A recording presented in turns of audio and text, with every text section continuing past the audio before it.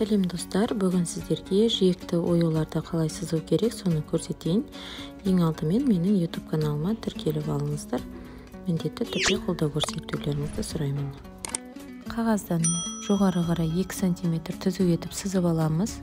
Сосын кейін барып, осы сызық бойымен 50 градусқа осындай бір сызық сызып аламыз.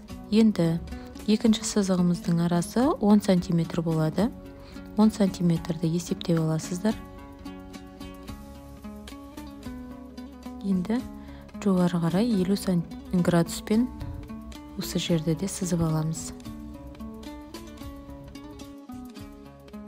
Неге осы жерден сызып аламыз.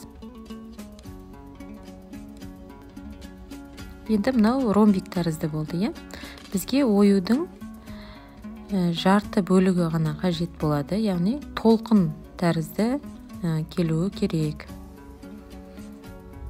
Бірақ бір қиған кезімізде екі ою бірдей түсетіндей формасын шығарамыз.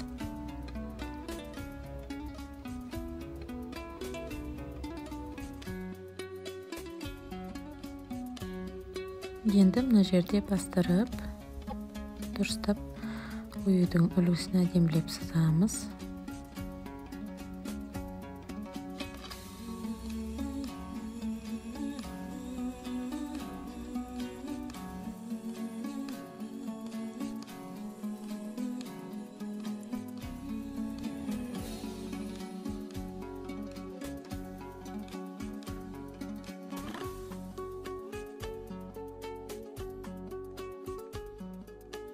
Енді оюды қиған кезде бетін скотчтап алып, сосын кейін барып қисақ, оюымыз жыртылып қалмайды.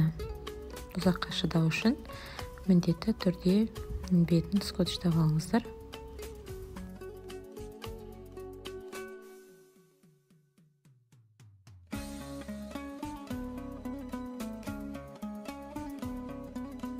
Енді оюымызды қиып аламыз.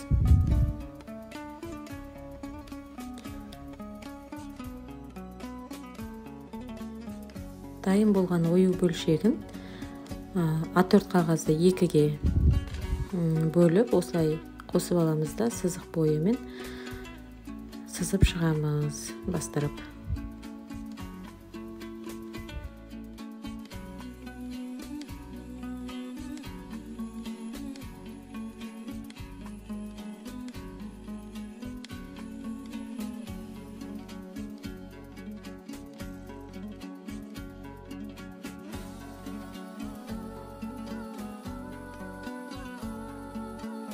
Сызып болған қағазымыздың бетін скотчтап, оны да кесіп аламыз.